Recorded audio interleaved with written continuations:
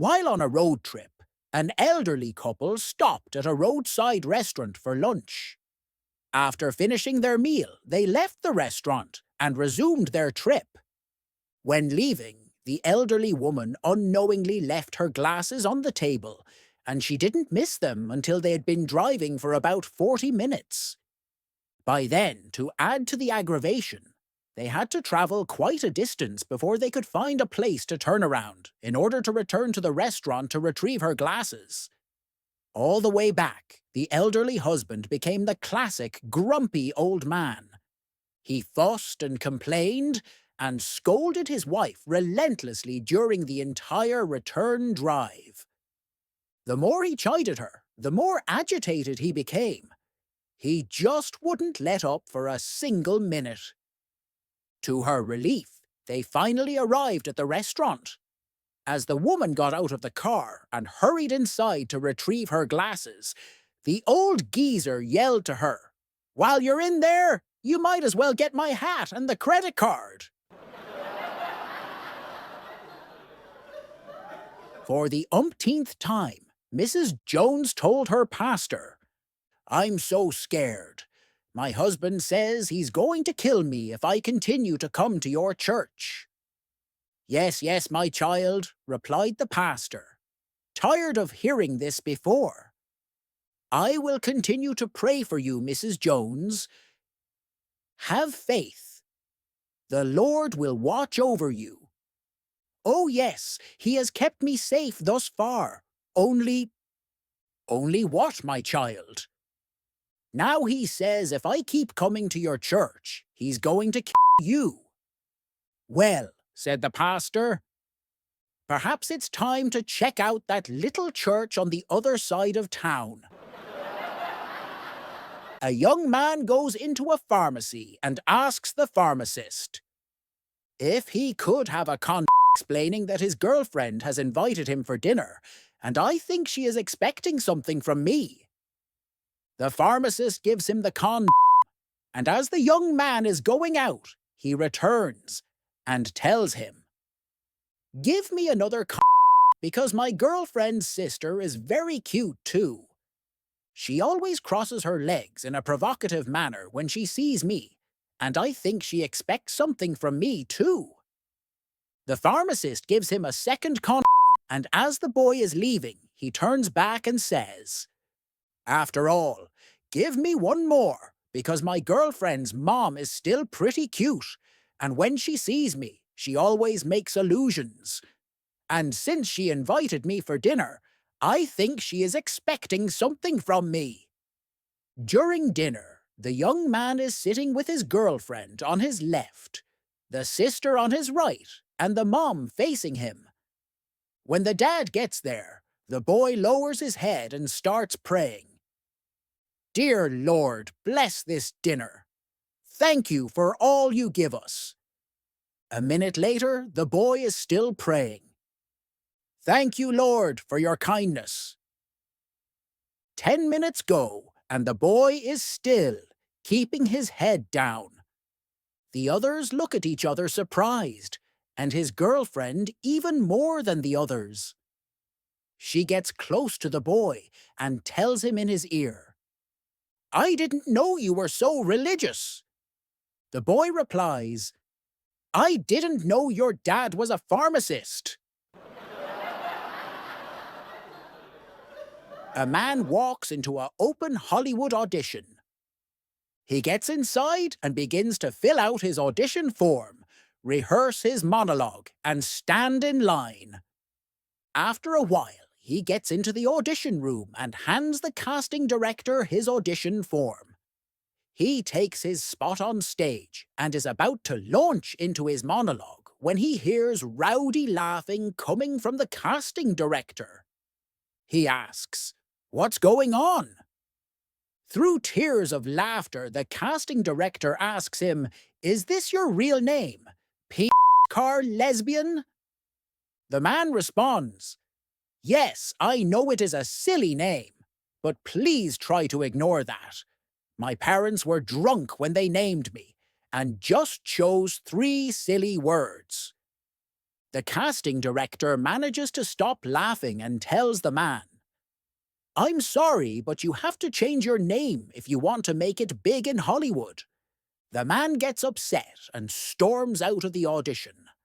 The casting director shrugs and calls out the next person. 10 years later, the director receives a $100,000 check along with a letter. Puzzled over who would send him such a thing, he opens up the letter and reads it. "Dear Sir, while you may not remember me, I came to an audition 10 years ago. There, you told me that I would never make it big if I didn't change my name from P. Car Lesbian. After I left, I realized you were right, and I did change my name. However, I was too ashamed to return back to you, so I found other auditions. But your advice really helped, and I got a lot of big acting roles. As you were the first one to truly help me, I decided to send you a little check. Sincerely, D. Van Dyke." A traveler was on his way to his destination when night fell. He decided to spend the night at an inn along the road. The traveler had a white horse with him. He handed the horse over to one of the inn's servants and said, "You need to take good care of it." To ensure that the servant wouldn't fall asleep, he also gave him an iron tool used for scrubbing buffaloes while bathing them and instructed, "Keep scrubbing the horse's body with this all night." With that, he went to sleep. The servant scrubbed the horse with the iron tool for a while, but then thought, "Which thieves would even come here? I might as well get some sleep." And he too fell asleep. In the morning, when the servant woke up, he was shocked to see that the horse was gone. Worried about what he'd tell the owner, he came up with an idea. He quickly went to the nearby forest, caught a white rabbit and started scrubbing it with the iron tool. Just then, the owner woke up and, noticing the missing horse, asked, "Where's my horse, and what are you doing?" The servant pointed to the rabbit and said, "Sir, this is the horse. After scrubbing it all night, this is all that's left. Now you tell me, should I keep scrubbing, or is this enough?" The mother-in-law arrives home from the shops to find her son-in-law Paddy in a steaming rage and hurriedly packing his suitcase. "What happened, Paddy?" she asks anxiously. "What happened?" "I'll tell you what happened. I sent an email to my wife telling her I was coming home today from my fishing trip. I get home, and guess what I found? Yes, your daughter, my wife Jean, with Joe Murphy in our marital bed. This is unforgivable. The end of our marriage. I'm done. I'm leaving forever." "Oh, now calm down. Calm down, Paddy," says his mother-in-law. "There is something very odd going on here. Jean would never do such a thing. There must be a simple explanation.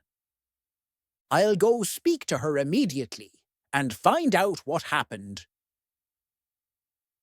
Moments later, the mother-in-law comes back with a big smile. "Paddy, I told you there must be a simple explanation. She never got your email." A lady was walking down the street to work, and she saw a parrot on a perch in front of a pet store. The parrot said to her, "Hey, lady, you are really ugly." Well, the lady is furious. She stormed past the store to her work. On the way home, she saw the same parrot and it said to her, "Hey, lady, you are really ugly." She was incredibly ticked now. The next day, the same parrot again said to her, "Hey, lady, you are really ugly." The lady was so ticked that she went into the store and said that she would sue the store and kill the bird. The store manager replied, "That's not good," and promised he wouldn't say it again. When the lady walked past the store that day after work, the parrot called to her, "Hey, lady." She paused and said, "Yes." The bird said, "You know."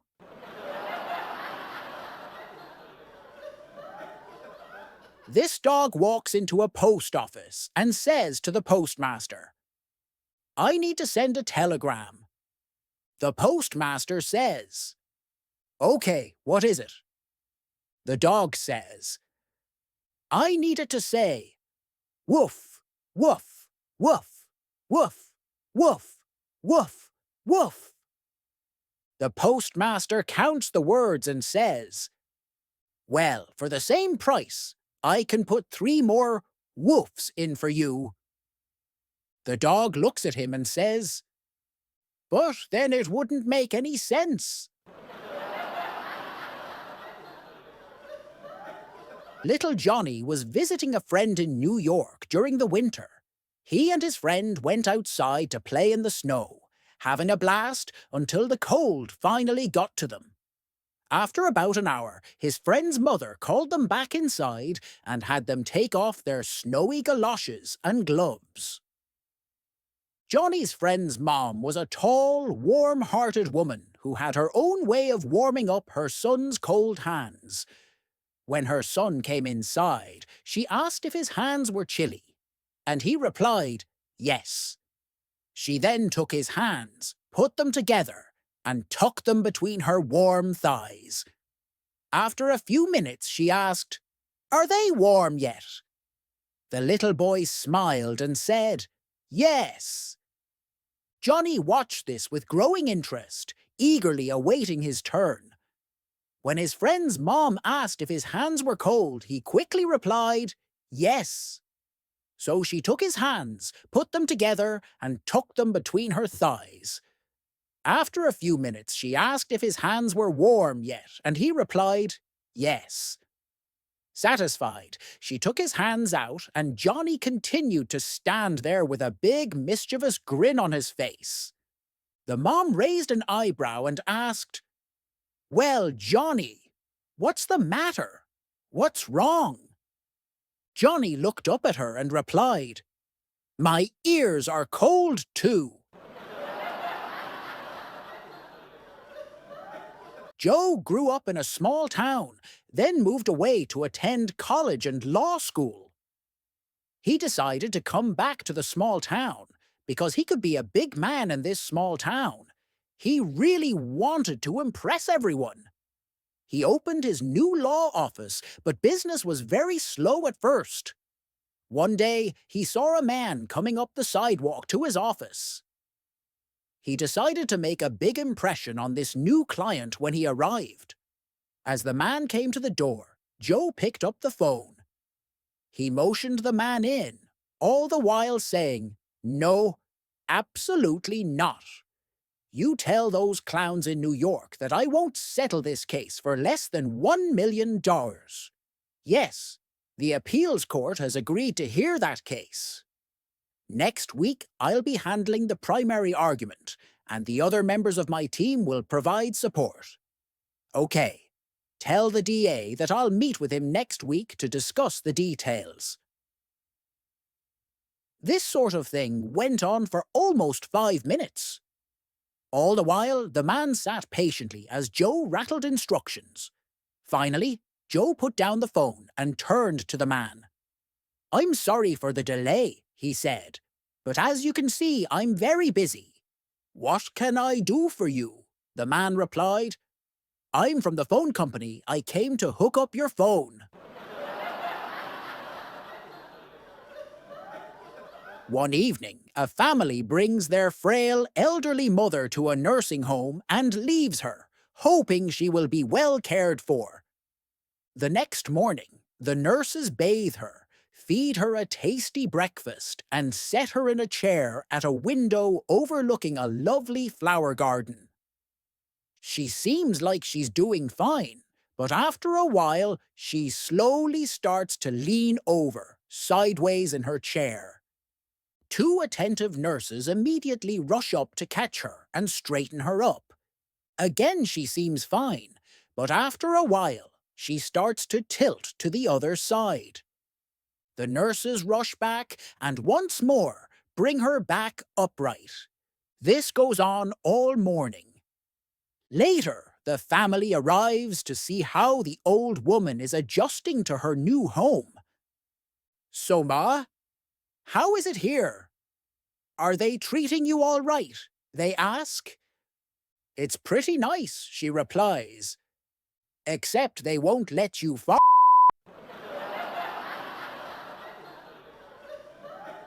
There was a farmer who had a herd of pigs. One day, someone went to the farm and asked the farmer, "What do you use to feed your pigs?" "Well, I give them acorn, corn, and things like that." "Why?" "Because I am from the Animals Protection Association, and I think you don't feed them like you should. They shouldn't eat wastes." Then he fined the farmer. Some days later, another person arrived and asked the same question. The farmer answered, "Well, I feed them very well. I give them salmon, caviar, shrimp, steak. Why? Because I am from the United Nations organization, and I think it's unfair that you feed your pigs like that when there are people dying with nothing to eat." And he fined the farmer. Finally, another man came in and asked just the same question. The hesitant farmer answered after a thoughtful few minutes. "Well, I give $5 to each pig so they can buy whatever they want."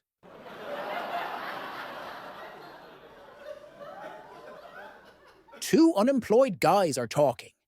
One says, "I'm going to become a lion tamer." The other replies, "That's crazy. You don't know nothing about no lion taming." "Yes, I do." "Well, okay, answer me this. When one of those lions comes at you all roaring and biting, what you gonna do?" "I'll take that big chair they all carry, and I'll stick it in his face until he backs down." "Well, what if the lion takes that big paw and hooks the chair with those big claws and throws that chair out of the cage? What do you do then?" "I'll take that whip they all carry, and I'll whip him until he backs down." "Well, what if that lion bites that whip with his big teeth and bites it in two? What you gonna do then?"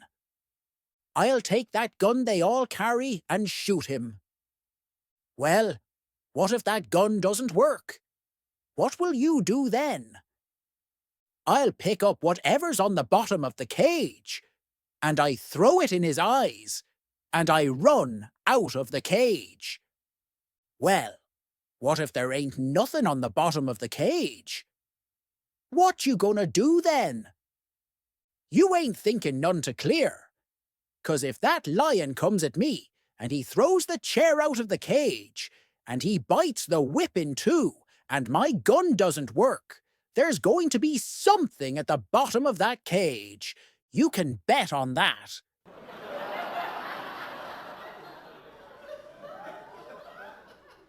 A woman walks into the city centralist office, trailed by 15 kids.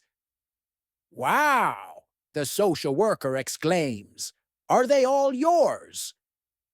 "Yeah, they are all mine," the flustered mother sighs, having heard that question 1,000 times before.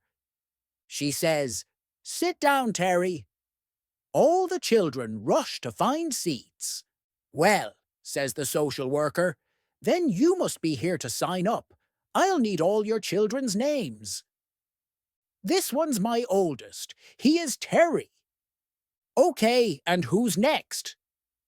Well, this one. He is Terry also. The social worker raises an eyebrow but continues. One by one through the oldest four, all boys, all named Terry. Then she is introduced to the eldest girl, named Terry. All right, says the caseworker. I'm seeing a pattern here. Are they all named Terry?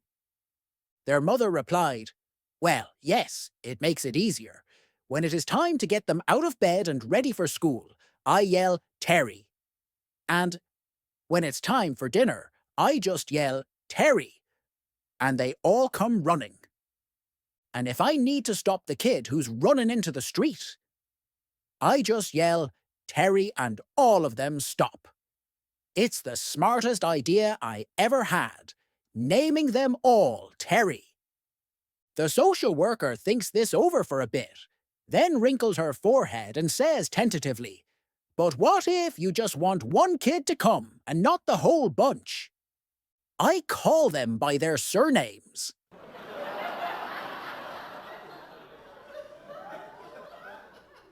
A couple arrived at town hall seconds before closing time and caught a judge just as he was about to leave and asked him to marry them.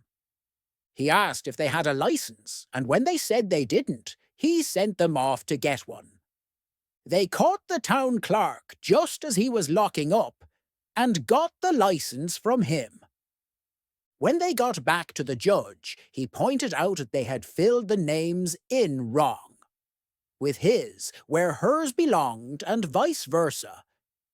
They rushed back to the clerk's office, caught him again, and got another license. This time, the judge noticed that the clerk had filled in the date in the wrong format. Again, they caught the clerk. And after 5 reissued licenses, the judge was finally satisfied. Judge, I hope you appreciate why I made you keep going back. If there are irregularities in the license, your marriage would not be legal. And any children you might have would be, putting it delicately, technical groom. That's funny. That's just what the clerk called you.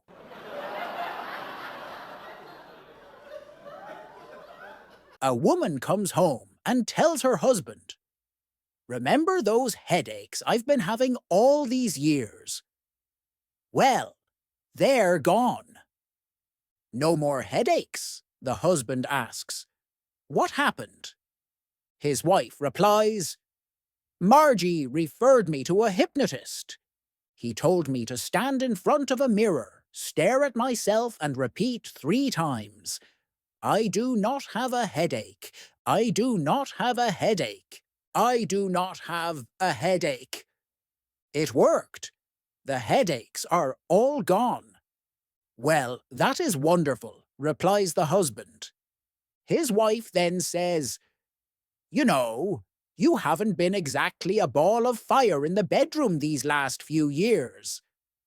Why don't you go see the hypnotist and see if he can do anything for that? The husband agrees to try it.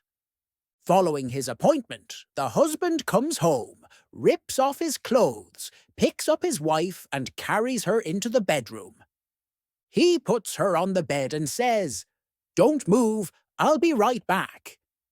He goes into the bathroom and comes back a few minutes later and jumps into bed and makes passionate love to his wife like never before.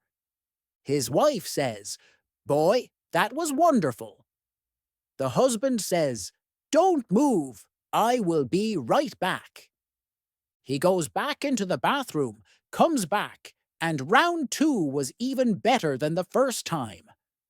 The wife sits up, and her head is spinning. Her husband again says, Don't move, I'll be right back. With that, he goes back in the bathroom. This time, his wife quietly follows him. And there, in the bathroom, she sees him standing at the mirror and saying, She's not my wife! She's not my wife! She's not my wife.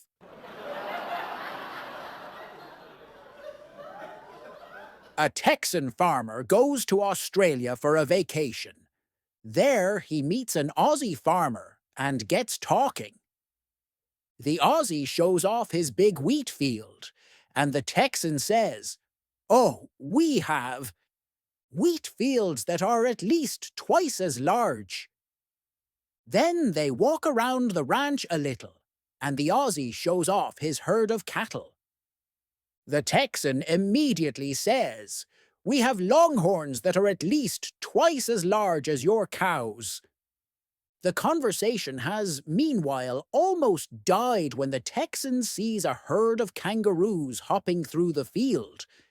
He asks, "And what are those?" The Aussie replies with an incredulous look, "Don't you have any grasshoppers in Texas?" There was an old man who lived by a forest. As he grew older and older, he started losing his hair, until one day, on his deathbed, he was completely bald. That day, he called his children to a meeting. He said, "Look at my hair. It used to be so magnificent, but it's completely gone now. My hair can't be saved. But look outside at the forest. It's such a lovely forest with so many trees, but sooner or later they'll all be cut down, and this forest will look as bald as my hair. What I want you to do," the man continued, "is every time a tree is cut down or dies, plant a new one in my memory. Tell your descendants to do the same. It shall be our family's duty to keep this forest strong." So they did. Each time the forest lost a tree, the children replanted one, and so did their children and their children after them. And for centuries, the forest remained as lush and pretty as it once was, all because of one man and his receding hairline. A young farm girl answers the door and sees an older neighbor there. "Girl, my father isn't home, but I know what you want, and I can help you. You want our bull to service your cow. Well, my father charges $100 for his best bull." Neighbor, "That's not I want." Girl, "We have a young bull who is just starting out. My father charges $50 for him." Neighbor, "That's not I want." Girl, "We have an old bull out in the pasture. He can still do a job. My father charges only $10 for him."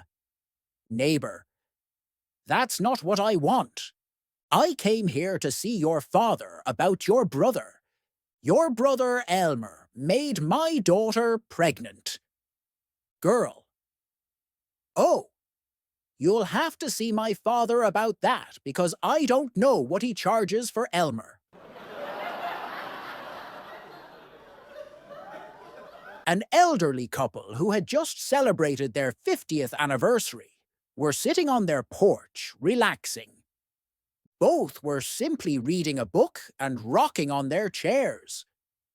When suddenly the wife looks at her husband and whacks him across the head and goes back to her knitting. Her husband, puzzled, asks, "What was that for?" She replied, "That was for 50 years of bad sea." He goes back to his newspaper, but a few minutes later, he looks at his wife and whacks her across the head. The wife, also puzzled, asks him, "What was that for?" Not looking up from his newspaper, the husband answers, "That is for knowing the difference." Charlie was installing a new door and found that one of the hinges was missing. He asked his wife Mary if she would go to Home Depot and pick up a hinge. Mary agreed to go. While she was waiting for the manager to finish serving a customer, her eye caught a beautiful bathroom faucet. When the manager was finished, Mary asked him, "How much is that faucet?" The manager replied, "That's a gold-plated faucet, and the price is 500 sogor scores." Mary exclaimed, "My goodness, that is a very expensive faucet. It's certainly out of my price bracket." She then proceeded to describe the hinge that Charlie had sent her to buy. The manager said that he had them in stock and went into the storeroom to get one. From the storeroom, the manager yelled, "Ma'am, do you want a screw for the hinge?" Mary paused for a moment and then shouted back, "No, but I will for the faucet."